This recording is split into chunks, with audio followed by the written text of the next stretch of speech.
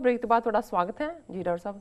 ਹੁਣ ਅਸੀਂ ਆਪਣੇ ਪ੍ਰੋਗਰਾਮ ਨੂੰ ਹੋਰ ਅੱਗੇ ਵਧਾਉਂਦੇ ਹਾਂ। ਸਾਡੇ ਦਰਸ਼ਕਾਂ ਵੱਲੋਂ ਆਈਆਂ ਈਮੇਲ ਤੇ ਮੈਸੇਜ ਨਾਲ ਜੋ ਸਾਡੇ ਕੋਲ ਪਹਿਲੀ ਈਮੇਲ ਆਈ ਹੈ, ਉਸ ਵੀਰ ਨੇ ਆਪਣਾ ਨਾਮ ਗੁਪਤ ਰੱਖਣ ਦੀ ਬੇਨਤੀ ਕੀਤੀ ਹੈ। ਇਹ ਲਿਖਦੇ ਹਨ, ਡਾਕਟਰ ਅਮਰਜੀਤ ਸਿੰਘ ਜੀ ਅਤੇ ਭੈਣ ਨੀਲਮ ਕੌਰ ਜੀ, ਵਾਹਿਗੁਰੂ ਜੀ ਕਾ ਖਾਲਸਾ ਵਾਹਿਗੁਰੂ ਜੀ ਕੀ ਫਤਿਹ। ਮੈਂ ਆਪਣੇ ਸਵਾਲ ਨੂੰ ਲੈ ਕੇ ਦੁਬਿਧਾ ਵਿੱਚ ਹਾਂ। ਸਾਨੂੰ ਸਭ ਨੂੰ ਪਤਾ ਹੀ ਹੈ ਕਿ ਓਬਾਮਾ ਭਾਰਤ ਆਇਆ ਸੀ ਤੇ ਸ਼੍ਰੀ ਫੋਰਟ ਐਡੀਟੋਰੀਅਮ ਦਿੱਲੀ ਵਿਖੇ ਬੋਲੇ ਸੀ। ਉਹਨਾਂ ਨੇ ਭਾਰਤ ਨੂੰ ਧਾਰਮਿਕ ਆਜ਼ਾਦੀ ਦੇ ਮੁੱਦੇ ਅਤੇ ਧਰਮ ਤਬਦੀਲੀ ਦੇ ਮੁੱਦੇ ਤੇ ਚੇਤਾਵਨੀ ਦਿੱਤੀ ਹੈ। ਹਾਲਾਂਕਿ ਅਸੀਂ ਉਹਨਾਂ ਦੇ ਇਸ ਕੰਮ ਦੀ ਸ਼ਲਾਘਾ ਕਰਦੇ ਹਾਂ। ਉਹਨਾਂ ਨੇ ਗਾਂਧੀ ਦੀ ਭੂਮਿਕਾ ਨੂੰ ਗਲਤ ਸਮਝਿਆ ਹੈ, ਨਾਲ ਹੀ ਡਾਕਟਰ BR ਅੰਬੇਦਕਰ ਨੂੰ ਵੀ। ਉਹਨਾਂ ਨੇ ਕਿਹਾ ਹੈ ਕਿ ਕਿਵੇਂ ਇੱਕ ਦਲਿਤ ਨੇ ਸੰਵਿਧਾਨ ਲਿਖਿਆ।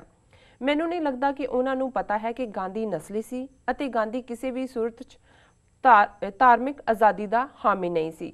ਅੱਜ ਸਵੇਰੇ ਫਿਰ ਬਰਾਕ ਓਬਾਮਾ ਨੇ ਨੈਸ਼ਨਲ ਪ੍ਰੇਅਰ ਬ੍ਰੇਕਫਾਸਟ ਤੇ ਬੋਲਦਿਆਂ ਗਾਂਧੀ ਦਾ ਜ਼ਿਕਰ ਕੀਤਾ। ਉਹਨਾਂ ਨੇ ਭਾਰਤ 'ਚ ਧਾਰਮਿਕ ਅਸਹਿਣਸ਼ੀਲਤਾ ਦੀ ਗੱਲ ਕਰਦਿਆਂ ਕਿਹਾ ਹੈ ਕਿ ਅੱਜ ਦੀ ਭਾਰਤ ਦੀ ਸਥਿਤੀ ਗਾਂਧੀ ਨੂੰ ਦਹਿਲਾ ਦਿੰਦੀ। ਕੀ ਤੁਸੀਂ ਮਹਾਨ ਬੌਧਿਕ RB ਅੰਬੇਦਕਰ ਅਤੇ ਨਸਲੀ MK ਗਾਂਧੀ ਦੇ ਸਬੰਧਾਂ ਬਾਰੇ ਦੱਸ ਸਕਦੇ ਹੋ? ਕੀ ਇਹ ਦੋਵੇਂ ਇੱਕ ਦੂਜੇ ਦੀ ਮਦਦ ਕਰਦੇ ਸਨ? ਗੁਰਫਤਿਹ ਜੀ ਡਾਕਟਰ ਸਾਹਿਬ। ਵੀਰ ਜੀ ਦਾ ਸ਼ੁਕਰੀਆ। ਨਿਊ ਜਰਸੀ ਤੋਂ ਇਹਨਾਂ ਨੇ ਸਾਨੂੰ ਲਿਖਿਆ, ਨਾ ਇਹਨਾਂ ਨੇ ਆਪਣਾ ਗੁਪਤ ਰੱਖਣ ਲਈ ਕਿਹਾ ਜੀ। ਕੱਲ ਇਹਨਾਂ ਦੀ ਇੱਕ ਈਮੇਲ ਆਈ ਸੀ, ਸ਼ਾਇਦ ਪਰਸੋਂ ਸੀ, ਸੋ ਜੋ ਫੌਰਨ ਐਡ ਨਹੀਂ ਹੋਈ ਤੇ ਫਿਰ ਉਹਨਾਂ ਨੇ ਇੱਕ ਬੜੇ ਗੁੱਸੇ ਦੀ ਈਮੇਲ ਵੀ ਲਿਖੀ ਕਿ ਜੀ ਕੀ ਤੁਸੀਂ ਗਾਂਧੀ ਦੇ ਹਮਾਇਤੀ ਹੋ, ਕਿ ਮੇਰਾ ਤੁਸੀਂ ਜਵਾਬ ਨਹੀਂ ਦਿੱਤਾ ਜੀ। ਸੋ ਮੈਂ ਸਮਝਦਾ ਵੀ ਕਈ ਵਾਰ ਜਿਹੜੇ ਇਸ ਲੈਵਲ ਦੇ ਚਿੰਤਕ ਵੀਰ ਹੁੰਦੇ ਨੇ, ਜਿਹੜੇ ਸੋਚ ਸਕਦੇ ਨੇ, ਉਹਨਾਂ ਨੂੰ ਥੋੜ੍ਹਾ ਜਿਹਾ ਸਬਰ ਵੀ ਰੱਖਣਾ ਚਾਹੀਦਾ। ਅਤੇ ਉਸ ਦੇ ਨਾਲ, ਕਿਉਂਕਿ ਸਾਡਾ ਤਾਂ ਜੇ ਪ੍ਰੋਗਰਾਮ ਦਾ ਪੂਰਾ ਫਾਰਮੈਟ ਇਸ ਹਵਾਲੇ ਨਾਲ ਹੋਏ ਜਿੰਨਾ ਗਾਂਧੀ ਨੂੰ ਅਸੀਂ ਇਸ ਪ੍ਰੋਗਰਾਮ 'ਚ ਐਕਸਪੋਜ਼ ਕਰਦੇ ਹਾਂ, ਮੈਂ ਨਹੀਂ ਸਮਝਦਾ ਵੀ ਦੁਨੀਆ ਦੇ ਕਿਸੇ ਸਿੱਖ ਫੋਰਮ 'ਤੇ ਇੰਟੈਲੈਕਚੁਅਲ ਲੈਵਲ 'ਤੇ ਉਸ ਦੀਆਂ ਹਿੰਦੂ ਤਵੀ, ਮੈਂ ਤਾਂ ਉਹਨੂੰ ਕਹਿੰਦਾ ਹੀ ਹਾਂ ਵੀ ਸ਼ੰਕਰਾ ਤੋਂ ਬਾਅਦ ਗ੍ਰੇਟ ਹਿੰਦੂ ਲੀਡਰ, ਔਰ ਉਹਦੇ ਨਸਲਵਾਦ ਦੀ ਗੱਲ ਵੀ ਇਹਨਾਂ ਨੇ ਕੀਤੀ ਹੈ, ਜਿਹਦਾ ਅਸੀਂ ਜ਼ਿਕਰ ਕਰਾਂਗੇ ਕਿ ਵੀ ਕੀ ਹੈ। ਬਾਕੀ ਇਹ ਹੁੰਦਾ ਹੈ ਕਿ ਜਦੋਂ ਕਿਸੇ ਚੀਜ਼ ਨੂੰ ਇਸ ਤਰੀਕੇ ਨਾਲ ਵੇਚਿਆ ਜਾਂਦਾ ਹੈ ਸੰਸਾਰ ਦੇ ਵਿੱਚ, ਤੁਸੀਂ ਇਹ ਮੰਨ ਕੇ ਤੁਰੋ ਕਿ ਜੀ ਤੁਸੀਂ ਸੱਚੇ ਹੋ, ਇਸ ਲਈ ਤੁਹਾਡੀ ਆਪਣੇ ਆਪ ਜਿੱਤ ਹੋ ਜਾਏਗੀ। ਮੇਰਾ ਖਿਆਲ ਹੈ ਵੀ ਇਹ ਵੀ ਸਾਡੀ ਇੱਕ ਗਲਤਫਹਿਮੀ ਹੈ। ਸੱਚ ਦੀ ਜਿੱਤ ਦੀ ਗੱਲ ਜਦੋਂ ਗੁਰੂ ਸਾਹਿਬਾਨ ਨੇ ਜਾਂ ਅਧਿਆਤਮ ਦੀ ਦੁਨੀਆ 'ਚ ਕੀਤੀ ਜਾਂਦੀ ਹੈ, ਅਤੇ ਇਹ ਅਲਟੀਮੇਟ ਟਰੂਥ ਨੂੰ ਜਦੋਂ ਫੇਸ ਕਰਨਾ ਹੈ ਨਿਰੰਕਾਰ ਦੇ ਸਾਹਮਣੇ, ਉੱਥੇ ਸੱਚੋ ਹੀ ਸੱਚ ਨਿਬੜੈ, ਚੁਣ ਵੱਖ ਕੱਢੈ ਜਜਮਾਲਿਆ, ਥਾਏ ਨਾ ਪਾਇਨ ਕੂੜਿਆਰ ਮੂੰਹ ਕਾਲੇ ਦੋਜ਼ਖ ਚਾਲੇ। ਇਹ ਉੱਥੇ ਦੀ ਗੱਲ ਹੈ ਕਿ ਨਿਰੰਕਾਰ ਦੇ ਦਰਬਾਰ ਦੇ ਵਿੱਚ ਜਿਹੜਾ ਕੂੜਿਆਰ ਨੇ ਉਹਨਾਂ ਦੇ ਮੂੰਹ ਕਾਲੇ ਹੁੰਦੇ ਨੇ ਝੂਠਿਆਂ ਦੇ, ਔਰ ਸੱਚ ਦੀ ਜਿੱਤ ਹੁੰਦੀ ਹੈ। ਦੁਨੀਆ ਦੇ ਵਿੱਚ ਤੁਹਾਨੂੰ ਆਪਣੀ ਸੱਚ ਦੀ ਗੱਲ ਕਹਿਣ ਦੇ ਲਈ ਵੀ ਰੌਲਾ ਪਾਉਣਾ ਪੈਂਦਾ ਹੈ, ਆਵਾਜ਼ ਬੁਲੰਦ ਕਰਨੀ ਪੈਂਦੀ ਹੈ, ਤੌਰ ਤਰੀਕੇ ਬਣਾਉਣੇ ਪੈਂਦੇ ਨੇ। ਔਰ ਜੇ ਅਸੀਂ ਗਾਂਧੀ ਦੀ ਗੱਲ ਕਰੀਏ, ਜਿਨ੍ਹਾਂ ਨੇ ਉਹਨੂੰ ਰਾਸ਼ਟਰਪਿਤਾ ਬਣਾਇਆ ਜਾਂ ਦੇਸ਼ ਦਾ ਪਿਓ ਬਣਾਇਆ, ਉਹਨਾਂ ਨੇ ਫਿਰ ਇਸ ਗੱਲ ਨੂੰ ਯਕੀਨੀ ਬਣਾਇਆ ਵੀ ਗਾਂਧੀ ਨੂੰ ਵੇਚਣਾ ਕਿਵੇਂ ਹੈ ਇੰਟਰਨੈਸ਼ਨਲ ਲੈਵਲ 'ਤੇ ਜੀ।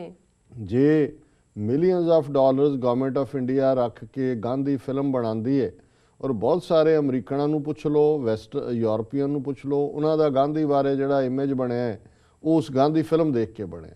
ਔਰ ਕਿੰਨਾ ਲਿਟਰੇਚਰ ਉਹਨਾਂ ਨੇ ਪ੍ਰੋਡਿਊਸ ਕਰਵਾਇਆ। ਬਹੁਤ ਸਾਰਿਆਂ ਨੂੰ ਤਾਂ ਇਹ ਪੱਛਮ ਦੇ ਵਿੱਚ ਜਿਹੜੇ ਇਹਨਾਂ ਨੂੰ ਬਹੁਤਾ ਪ੍ਰੋਬਿੰਗ ਕਈ ਮਾਮਲਿਆਂ 'ਚ ਨਹੀਂ ਹੁੰਦੇ, ਇਹਨਾਂ ਨੂੰ ਤਾਂ ਲੱਗਦਾ ਜੀਸਸ ਕ੍ਰਾਈਸਟ ਤੋਂ ਬਾਅਦ ਜਿਹੜਾ ਉਹ ਜਾਂ ਬੁੱਧ ਜੰਮਿਆ ਪਹਿਲਾਂ, ਫਿਰ ਜੀਸਸ ਜੰਮਿਆ, ਫਿਰ ਗਾਂਧੀ ਜੰਮਿਆ। ਜਿਵੇਂ ਨਾਨ ਵਾਇਲੈਂਸ ਦਾ ਜਿਹੜਾ ਹੈ ਉਹ ਅਪੋਸਟਲ ਹੀ ਉਹ ਹੈ ਜੀ। ਔਰ ਉਹਦੇ ਥੱਲੇ ਜਿਸ ਤਰੀਕੇ ਨਾਲ ਈਵਨ ਆਈਨਸਟਾਈਨ ਵਰਗਾ ਬੰਦਾ ਹੈ, ਹੁਣ ਆਈਨਸਟਾਈਨ ਦੁਨੀਆ 'ਚ ਸਾਇੰਸ ਦਾ ਜਿਹੜਾ ਹੈ ਉਹ ਫੀਲਡ ਦੇ ਵਿੱਚ ਇੱਕ ਟ੍ਰੈਂਡ ਸੈਟਰ ਹੈ। ਅਤੇ ਜੇ ਹੁਣ ਗਾਂਧੀ ਦੀ ਮੌਤ ਦੇ ਉੱਤੇ ਆਈਨਸਟਾਈਨ ਇਹ ਕਹਿੰਦਾ ਹੈ ਕਿ generations to come will hardly believe that such a man ever existed on this planet in the bones and flesh, ਕਿ ਆਉਣ ਵਾਲੀਆਂ ਪੀੜ੍ਹੀਆਂ ਇਹ ਕਦੇ ਯਕੀਨ ਹੀ ਨਹੀਂ ਕਰ ਸਕਣਗੀਆਂ ਕਿ ਇੱਦਾਂ ਦਾ ਬੰਦਾ ਕਦੇ ਹੱਡੀਆਂ ਔਰ ਮਾਸ ਦੇ ਵਿੱਚ ਇਸ ਧਰਤੀ ਦੇ ਵਿੱਚ ਰਿਹਾ ਸੀ। ਹੁਣ ਜਿੱਥੇ ਇਸ ਕਿਸਮ ਦੇ ਬਣੇ ਹੋਏ ਨੇ ਮਿੱਥ, ਅਤੇ ਹੁਣ ਜੇ ਓਬਾਮਾ ਹੋਏ ਜਾਂ ਫॉर दैट ਰੀਜ਼ਨ ਦੂਸਰੇ ਕਾਲਿਆਂ ਦੇ ਲੀਡਰ ਹੋਣ, ਇਹ ਮਾਰਟਨ ਲੂਥਰ ਕਿੰਗ ਨੂੰ ਫੋਲੋ ਕਰਦੇ ਨੇ। ਔਰ ਮਾਰਟਨ ਲੂਥਰ ਕਿੰਗ ਵੀ ਸਮਹਾਓ ਇਸ ਡਿਸੈਪਸ਼ਨ ਦਾ ਸ਼ਿਕਾਰ ਸੀ।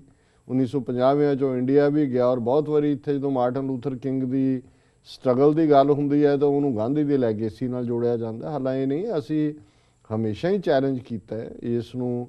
ਮੈਨੂੰ ਯਾਦ ਹੈ ਵੀ ਇਹਨਾਂ ਦੇ US ਕਾਂਗਰਸ ਦੇ ਵਿੱਚ ਬਲੈਕ ਕਾਕਸ ਇੱਕ ਬਣੀ ਹੋਈ ਹੈ, ਉਹਦੇ ਵਿੱਚ ਹੁਣ ਤਾਂ ਮੈਨੂੰ ਨਹੀਂ ਪਤਾ ਕਿੰਨੇ ਮੈਂਬਰ ਨੇ। ਇੱਕ ਪੀਰੀਅਡ ਸੀ ਅੱਜ ਤੋਂ 7-8 ਸਾਲ ਪਹਿਲਾਂ ਜਿਹੜੇ ਨੇ 34 ਜਾਂ 35 ਮੈਂਬਰ ਸੀ ਬਲੈਕ ਕਾਕਸ ਦੇ, ਜੀ। ਔਰ ਉਹਨਾਂ ਦਾ ਚੇਅਰਮੈਨ ਮਿਸਟਰ ਪੇਨ ਜਿਹੜਾ ਨਿਊ ਜਰਸੀ ਨਾਲ ਉਹਦਾ ਸੰਬੰਧ ਸੀ, ਗਲੈਨਰੌਕ ਗੁਰਦੁਆਰਾ ਸਾਹਿਬ, ਉਹਨਾਂ ਨੂੰ ਵੀ ਇਨਵਾਈਟ ਕੀਤਾ ਹੋਇਆ ਇਸ ਫੰਕਸ਼ਨ ਲਈ। ਮੈਂ ਵੀ ਇਨਵਾਈਟਡ ਸੀ ਉੱਥੇ, ਔਰ ਮੈਂ ਆਪਣੀ ਕਿਉਂਕਿ ਉਹਨੇ ਵੀ ਆਪਣੀ ਸਪੀਚ ਦੇ ਵਿੱਚ ਗਾਂਧੀ ਨੂੰ ਰੈਫਰ ਕੀਤਾ, ਔਰ ਮੈਂ ਉਸ ਤੋਂ ਬਾਅਦ ਐਡਰੈਸ ਕੀਤਾ ਅੰਗਰੇਜ਼ੀ ਦੀਵਾਨ ਨੂੰ, ਔਰ ਉਹ ਬੈਠੇ ਸੀ, ਔਰ ਉਹਨਾਂ ਨੂੰ ਮੈਂ ਕਿਹਾ ਬੜੇ ਪੋਲਾਈਟਲੀ, ਮੈਂ ਕਿਹਾ ਜੀ ਤੁਸੀਂ ਸ਼ਾਇਦ ਸਾਰੇ ਭੁਲੇਖੇ 'ਚੋਂ ਕਿ ਗਾਂਧੀ ਤੋਂ ਵੱਡਾ ਤਾਂ ਕੋਈ ਰੇਸਿਸਟ ਨਹੀਂ ਸੀ। ਵੀ ਗਾਂਧੀ ਨੇ ਜੇ 17-18 ਸਾਲ ਉਹ ਅਫਰੀਕਾ ਦੇ ਵਿੱਚ ਰਿਹਾ, ਸਾਊਥ ਅਫਰੀਕਾ, ਉੱਥੇ ਜਾ ਕੇ ਦੇਖੋ ਉਹਦੀ ਸਟਰਗਲ ਇਹ ਥੋੜ੍ਹੀ ਸੀ ਕਿ ਵੀ ਕਾਲਿਆਂ ਨੂੰ ਜਿਹੜਾ ਉਹ ਗੋਰਿਆਂ ਦੇ ਬਰਾਬਰ ਦੇ ਹੱਕ ਹੋਣ ਜਾਂ ਅਪਾਰਥਾਈਡ ਨਸਲਵਾਦ ਟੁੱਟਣਾ ਚਾਹੀਦਾ। ਉਹਦਾ ਤਾਂ ਬੇਸ ਇਹ ਸੀ ਕਿ ਸਾਨੂੰ ਤੁਸੀਂ ਕਾਲਿਆਂ ਵਾਲੇ ਕਾਨੂੰਨਾਂ ਥੱਲੇ ਡੀਲ ਕਰਦੇ ਹੋ, ਅਸੀਂ ਗੁਜਰਾਤੀ ਜਾਂ ਇੰਡੀਅਨ, ਅਸੀਂ ਕਾਲੇ ਨਹੀਂ ਹੈਗੇ, ਭਾਵੇਂ ਅਸੀਂ ਗੋਰੇ ਵੀ ਨਹੀਂ ਹੈ।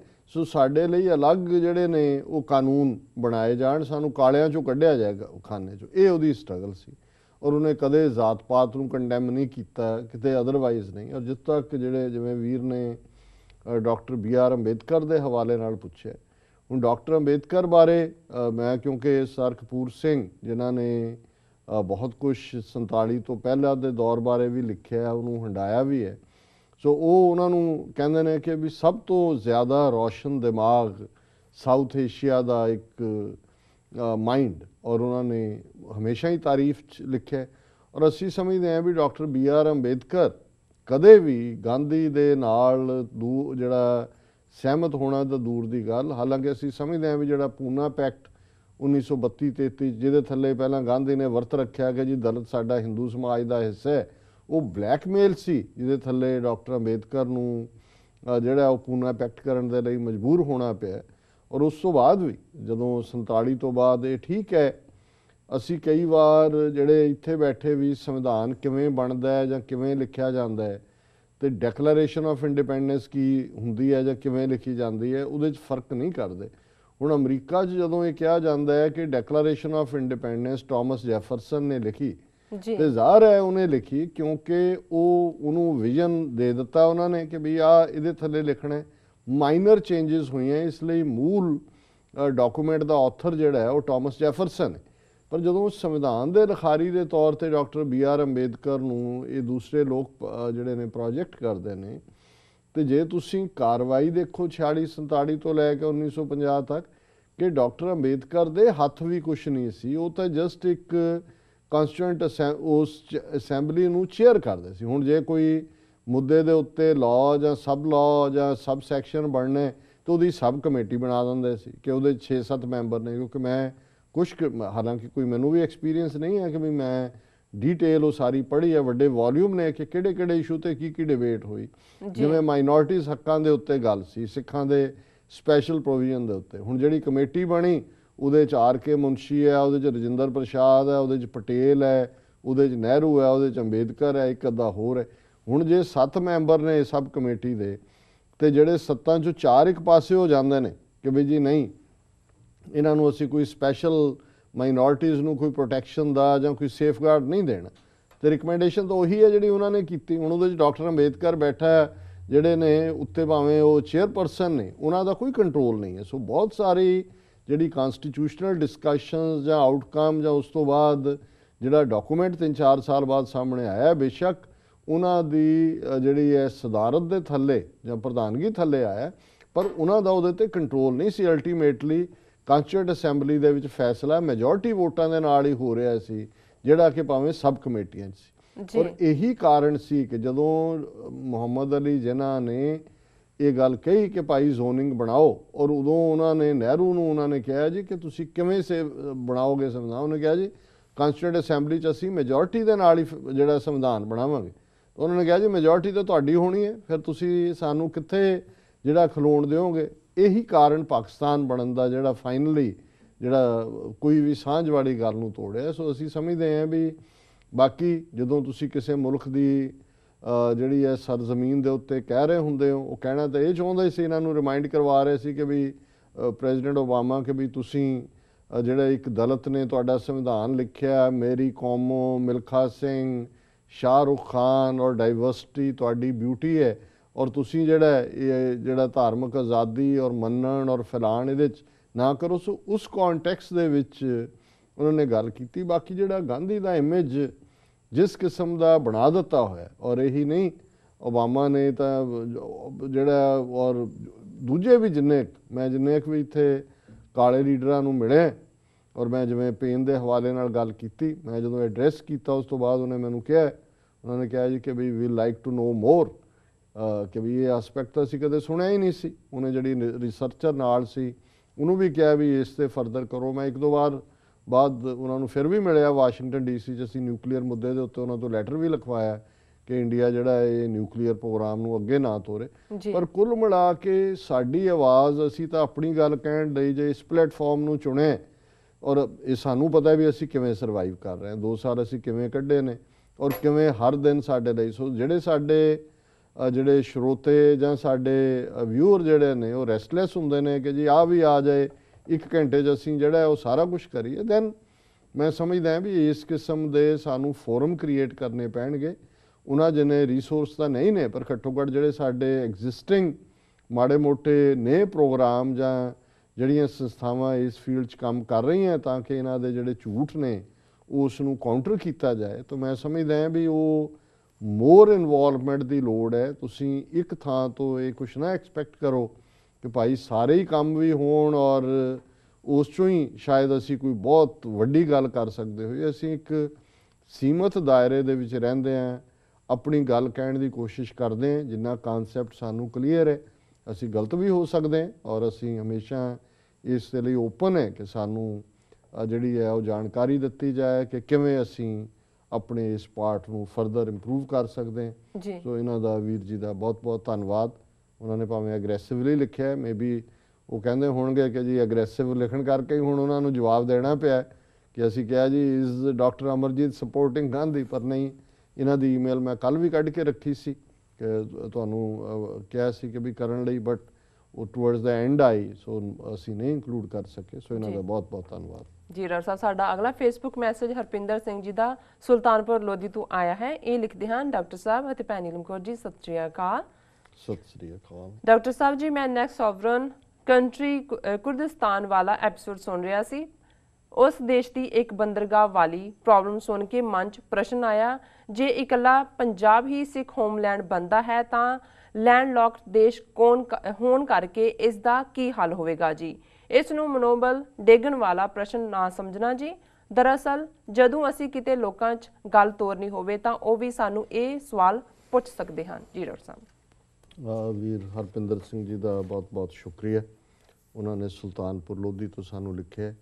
ਵੈਸੇ ਸਾਡੇ ਕੁਰਦਿਸਤਾਨ ਵਾਲੇ ਐਪੀਸੋਡ ਨੂੰ ਬਹੁਤ ਸਲਾਹਿਆ ਗਿਆ, ਬਹੁਤ ਉਸ ਦੇ ਉੱਤੇ ਐਡਮੀਰੇਸ਼ਨ ਵਾਲੀਆਂ ਲਿਖਤਾਂ ਵੀ ਆਈਆਂ, 1 to 1 ਵੀ ਬਹੁਤਿਆਂ ਨੇ ਕਾਲ ਕੀਤੀ। ਸੋ ਅਸੀਂ ਉਹਨਾਂ ਸਾਰਿਆਂ ਦਾ ਵੀ ਸ਼ੁਕਰੀਆ ਅਦਾ ਕਰਦੇ ਜੀ। ਔਰ ਇਸ ਕੌਨਟੈਕਸਟ 'ਚ ਅਸੀਂ ਇਹ ਕਿਹਾ ਸੀ ਵੀ ਕੁਰਦਿਸਤਾਨ ਨੂੰ ਜਿਹੜੀ ਹੈ ਬਗਦਾਦ ਦੀ ਮਦਦ ਦੀ ਲੋੜ ਹੈ, ਕਿਉਂਕਿ ਸਮੁੰਦਰ ਤੱਕ ਉਹਨਾਂ ਦੀ ਐਕਸੈਸ ਨਹੀਂ ਹੈ। ਔਰ ਉਸ ਤੋਂ ਹੀ ਪ੍ਰੇਰਿਤ ਹੋ ਕੇ ਉਹਨਾਂ ਨੇ ਲਿਖਿਆ ਕਿ ਵੀ ਇਹੀ ਸਥਿਤੀ ਖਾਲਿਸਤਾਨ ਦੇ ਵੀ ਹੋਏਗੀ ਕਿ ਇਹ ਵੀ ਲੈਂਡ ਲੌਕਡ ਹੋਏਗਾ। ਲੈਂਡ ਲੌਕਡ ਦਾ ਮਤਲਬ ਹੀ ਇਹ ਹੁੰਦਾ ਹੈ ਕਿ 4 ਚੁਫੇਰੇ ਨਾਲ ਜ਼ਮੀਨ ਹੀ ਲੱਗਦੀ ਹੋਏ, ਸਮੁੰਦਰ ਨਾ ਲੱਗਦਾ ਹੋਏ। ਸਰਦਾਰ ਸਰੂਪ ਸਿੰਘ ਨਾਰੰਗ, ਜਿਨ੍ਹਾਂ ਨੇ ਖਾਲਿਸਤਾਨ ਦੀ ਲੋੜ ਕਿਉਂ ਕਿਤਾਬ ਅੱਜ ਤੋਂ ਲਗਭਗ ਮੇਰੇ ਖਿਆਲ 15 ਸਾਲ ਪਹਿਲਾਂ ਲਿਖੀ ਹੈ ਜੀ, ਇਹ ਮੈਂ ਜ਼ਰੂਰ ਰਿਕਮੈਂਡ ਕਰਾਂਗਾ ਕਿ ਬਹੁਤ ਸਾਰੀਆਂ ਥਾਵਾਂ 'ਤੇ ਹੋ ਸਕਦਾ ਇੰਟਰਨੈਟ 'ਤੇ ਵੀ ਹੋਏ, ਮੈਨੂੰ ਪਤਾ ਨਹੀਂ ਹੈ। ਉਹਦੇ 'ਚ ਉਹਨਾਂ ਨੇ ਬਹੁਤ ਵੇਰਵੇ ਦੇ ਨਾਲ ਉਹ ਜਿਹੜੇ ਸਵਾਲ ਬਹੁਤਿਆਂ ਵੱਲੋਂ ਪੁੱਛੇ ਜਾਂਦੇ ਨੇ, ਔਰ ਉਹਨਾਂ 'ਚ ਇਹ ਸਵਾਲ ਵੀ ਕਿ ਖਾਲਿਸਤਾਨ ਲੈਂਡ ਲੌਕਡ ਕੰਟਰੀ ਹੋਏਗਾ, ਕਿਵੇਂ ਸਰਵਾਈਵ ਕਰੇਗਾ। ਉਹਦੇ 'ਚ ਉਹਨਾਂ ਨੇ, ਜੇ ਮੈਂ ਗਲਤ ਨਾ ਹੋਵਾਂ, ਤਾਂ ਲਗਭਗ 60 ਮੁਲਕਾਂ ਦੇ ਨਾਂ ਦਿੱਤੇ ਨੇ ਜਿਹੜੇ ਕਿ ਲੈਂਡ ਲੌਕਡ ਨੇ, ਜਿਨ੍ਹਾਂ ਦੇ 4 ਚੁਫੇਰੇ ਜਿਹੜੀ ਹੈ ਉਹ ਜ਼ਮੀਨ ਹੈ, ਸਮੁੰਦਰ ਨਹੀਂ ਹੈ। ਔਰ ਉਹਨਾਂ 'ਚ ਫਸਟ ਵਰਲਡ ਕੰਟਰੀਜ਼ ਵੀ ਨੇ ਜਿਹੜੀਆਂ ਪੂਰੀ ਤਰ੍ਹਾਂ ਖੁਸ਼ਹਾਲ ਨੇ। ਔਰ ਇਹ ਵੀ ਮੈਂ ਦੱਸਦੇ ਹਾਂ ਕਿ ਇਸ ਵੇਲੇ ਜਿੰਨਾ ਇਸ ਪਲੈਨਟ ਦੇ ਉੱਤੇ ਅਸਮਾਨ ਹੈ ਜਾਂ ਪਾਣੀ ਹੈ, ਇਸ ਤੱਕ ਐਕਸੈਸ ਦੇ ਲਈ ਇੰਟਰਨੈਸ਼ਨਲ ਲਾਅ ਨੇ। ਤੁਸੀਂ ਕਿਸੇ ਨੂੰ ਅਸਮਾਨ ਦੇ ਉੱਤੋਂ ਦੀ ਹੁਣ ਕੱਲ ਨੂੰ ਕੋਈ ਕਹੇ ਕਿ ਜੀ ਮੇਰੇ ਉੱਤੋਂ ਦੀ ਸਕਾਈ ਲੰਘਦਾ ਹੈ ਤੇ ਮੈਂ ਤਾਂ ਜਹਾਜ਼ ਲੰਘਣ ਹੀ ਨਹੀਂ ਦੇਣਾ ਫਲਾਣੇ ਮੁਲਕ ਦਾ ਜਾਂ ਫਲਾਣੇ ਨਾਲ, ਨਹੀਂ, ਸਕਾਈ ਵੀ ਸਾਰੇ ਪਲੈਨਟ ਦੀ ਹੈ। ਇਸ ਲਈ ਦੁਨੀਆ 'ਚ ਭਾਵੇਂ ਦੇਸ਼ ਕੋਈ ਲੜਦੇ ਨੇ ਜਾਂ ਭਿੜਦੇ ਨੇ, ਪਰ ਉਹਨਾਂ ਦੀਆਂ ਸਕਾਈਜ਼ 'ਚੋਂ ਜਹਾਜ਼ ਜਿਨ੍ਹਾਂ ਦੇ ਵਿੱਚ ਪੈਸੇਂਜਰ ਪਲੇਨਸ ਵੀ ਨੇ ਉਹ ਲੰਘ ਕੇ ਜਾਂਦੇ। ਇਸੇ ਤਰ੍ਹਾਂ ਸਮੁੰਦਰ ਦੇ ਮਾਮਲੇ ਦੇ ਵਿੱਚ ਵੀ ਇੰਟਰਨੈਸ਼ਨਲ ਵਾਟਰਸ ਨੇ। ਔਰ ਫਿਰ ਐਕਸੈਸ ਤੁਹਾਨੂੰ ਇਹ ਠੀਕ ਹੈ ਕਿ ਵੀ ਤੁਸੀਂ ਜੇ ਹੁਣ ਅਫਗਾਨਿਸਤਾਨ ਹੈ ਲੈਂਡਲੌਕ ਕੰਟਰੀ ਹੈ ਤੇ ਉਹਨੂੰ ਇਹ ਐਕਸੈਸ ਹੈ, ਰਾਈਟ ਹੈ ਕਿ ਜੇ ਕਰਾਚੀ ਦੀ ਬੰਦਰਗਾਹ ਤੇ ਕੋਈ ਆਇਆ ਤੇ ਕਰਾਚੀ ਤੋਂ ਜਿਹੜਾ ਅਫਗਾਨਿਸਤਾਨ ਦੀ ਹੱਦ ਤੱਕ ਜਾਣ ਲਈ ਥਰੂ ਪਾਕਿਸਤਾਨ ਉਹਨੂੰ ਐਕਸੈਸ ਦਿੱਤੀ ਜਾਂਦੀ ਹੈ। ਇਹ ਵੱਖਰੀ ਗੱਲ ਹੈ ਵੀ ਤੁਸੀਂ ਆਪਣੀ ਕੋਈ ਫੀ ਲਾ ਸਕਦੇ ਹੋ, ਕੋਈ ਚਾਰਜ ਕਰ ਸਕਦੇ ਹੋ। ਔਰ ਖਾਲਿਸਤਾਨ ਦੇ ਮਾਮਲੇ 'ਚ ਅਸੀਂ ਸਮਝਦੇ ਹਾਂ ਵੀ ਇਸ ਗੱਲ ਨੂੰ ਅਸੀਂ ਯਕੀਨੀ ਵੀ ਬਣਾਵਾਂਗੇ ਕਿ ਜਿਹੜਾ ਕੋਰੀਡੋਰ ਹੈ ਜਿਹੜਾ ਵਿੱਚੋਂ ਜਦੋਂ ਅਸੀਂ ਵਾਹਗਾ ਔਰ ਫਿਰ ਹੁਸੈਨਪੁਰ ਜਿਹੜਾ ਹੁਸੈਨੀਵਾਲਾ ਦੀ ਗੱਲ ਕਰਦੇ ਤੇ ਜਿਹੜਾ ਇੰਡੀਅਨ ਸੀ ਵੀ ਜਿਹਨੂੰ ਕਹਿੰਦੇ ਨੇ ਲਖਪਤ ਤੱਕ ਗੁਜਰਾਤ ਤੱਕ ਜਾਣ ਲਈ, ਫਿਰ ਹੁਸੈਨੀਵਾਲਾ ਤੋਂ ਡੈਜ਼ਰਟ ਹੀ ਹੈ ਜਿਹੜਾ ਕਿ ਦੋਨੋਂ ਪਾਸੇ 15-20 ਮੀਲ ਇੰਡੀਆ ਵੀ ਪਾਕਿਸਤਾਨ ਦੇ ਪਾਸੇ ਜਿਹੜਾ ਜਾ ਕੇ ਫਿਰ ਲਖਪਤ ਦੇ ਨਾਲ ਟੱਚ ਕਰਦੇ। ਸੋ ਉਹ ਅਸੀਂ ਜਿਹੜੀ ਉਸ ਡੈਜ਼ਰਟ ਦੀ ਪੱਟੀ ਨੂੰ ਵੀ ਯਕੀਨੀ ਬਣਾਵਾਂਗੇ ਕਿ ਸਾਡੀ ਜਿਹੜੀ ਹੈ ਸਮੁੰਦਰ ਤੱਕ ਐਕਸੈਸ ਵੀ ਹੋਏ। ਔਰ ਇਸ ਤੋਂ ਬਿਨਾਂ ਜੇ ਇਹਨੂੰ ਲਾਈਟਰ ਵੇਨ 'ਚ ਗੱਲ ਕਰਨੀ ਹੋਏ ਵੀ ਜਿਹੜੇ ਹੁਣ ਵਿਰੋਧ ਕਰਨ ਵਾਲੇ ਨੇ, ਦੋ ਉਦਾਹਰਨਾਂ ਮੈਨੂੰ ਯਾਦ ਨੇ ਕਿ ਇੱਕ LA ਲੈਂਕਰਸ਼ਿਪ ਮੈਂ ਅੱਗੇ ਵੈਸੇ ਸਾਂਝੀਆਂ ਵੀ ਕੀਤੀਆਂ, ਪਰ ਜਦੋਂ ਵੀ ਸਮੁੰਦਰ ਦੀ ਗੱਲ ਆਉਂਦੀ ਹੈ ਫਿਰ ਮੈਨੂੰ ਉਹ ਸੁਣਾਉਣ ਨੂੰ ਜੀ ਕਰਦਾ ਦੋਨੋਂ ਬਾਬਿਆਂ ਦੀ ਗੱਲ ਜੀ। ਤੇ ਉਹ ਲੈਂਕਰਸ਼ਿਮ LA ਦੇ ਵਿੱਚ ਜਿਹੜੀ ਹੈ ਇਸ ਕਿਸਮ ਦੀ ਇੱਕ ਡਿਸਕਸ਼ਨ ਚੱਲ ਰਹੀ ਸੀ। ਲੈਕਚਰ ਤੋਂ ਬਾਅਦ ਸਾਰੇ ਬੈਠੇ ਤੇ ਇੱਕ ਡਾਕਟਰ ਸਾਹਿਬ ਵੀ ਉਹਨਾਂ ਨੇ ਆਪਣੀ ਸਟੈਥੋ ਵੀ ਬਾਹਰ ਕੱਢੀ ਹੋਈ ਸੀ। ਮੈਂ ਕਿਹਾ ਡਿਊਟੀ ਤੋਂ ਆਏ ਸੀ ਜਾਂ ਚੱਲੇ ਸੀ, ਇਹ ਦੱਸਣਾ ਚਾਹੁੰਦੇ ਸੀ ਵੀ ਮੈਂ ਵੀ ਡਾਕਟਰ ਹਾਂ। ਤੇ ਉਹਨਾਂ ਨੇ ਖਲੋ ਕੇ ਬੜੇ ਰਿਸਪੈਕਟਫੁਲੀ ਕਿਹਾ ਕਿ ਜੀ ਬਾਕੀ ਤਾਂ ਠੀਕ ਹੈ, ਦੇਸ਼ ਵੀ ਹੋਣਾ ਚਾਹੀਦਾ ਹੈ, ਪਰ ਉਸ ਨੂੰ ਤਾਂ ਸਮੁੰਦਰ ਨਹੀਂ ਲੱਗਦਾ। ਇਸ ਤੋਂ ਪਹਿਲਾਂ ਕਿ ਮੈਂ ਕੋਈ ਜਵਾਬ ਦਿੰਦਾ ਮੇਰੇ ਕੋਲ ਇੱਕ ਬਾਬਾ ਬੈਠਾ ਕਹਿੰਦਾ ਤੈਂ ਡੁੱਬਣਾ ਸਾਰੇ ਖਿੜਖਿੜਾ ਕੇ ਹੱਸ ਪਏ। ਸੋ ਮੈਂ ਸਮਝਦਾ ਵੀ ਜਿਹੜੀ ਗੱਲ ਬਾਬੇ ਨੂੰ ਸਮਝ ਆਇਆ ਉਹਨੂੰ ਲੱਗਦਾ ਸੀ ਵੀ ਇਹ ਖਾਲਿਸਤਾਨ ਬਣਨ ਲੱਗਾ, ਇਹ ਹੁਣ ਵਿੱਚ ਐਵੇਂ ਲੱਤ ਫਸਾ ਰਿਹਾ ਇਹਨੂੰ।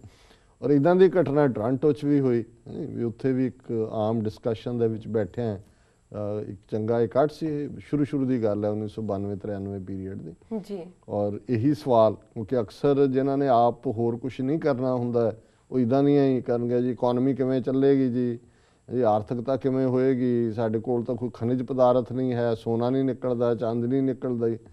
ਤੇ ਉਹ ਵੀ ਉਹਨਾਂ ਨੇ ਪੁੱਛਿਆ ਕਿ ਜੀ ਆਪਣੇ ਸਮੁੰਦਰ ਨਹੀਂ ਲੱਗਦਾ ਤੇ ਉਹ ਬਾਬਾ ਕਹਿੰਦਾ ਬਹਿ ਜਾ ਯਾਰ ਅਸੀਂ ਪੁੱਟ ਲਾਂਗੇ ਸਮੁੰਦਰ, ਤੋਂ ਬੰਨ ਲੈਣ ਦੇ, ਇੱਕ ਵਾਰੀ ਦੇਸ਼ ਬੰਨ ਲੈਣ ਦੇ, ਸਮੁੰਦਰ ਹੀ ਆਪੇ ਪੱਟ ਲਾਂਗੇ ਜੀ।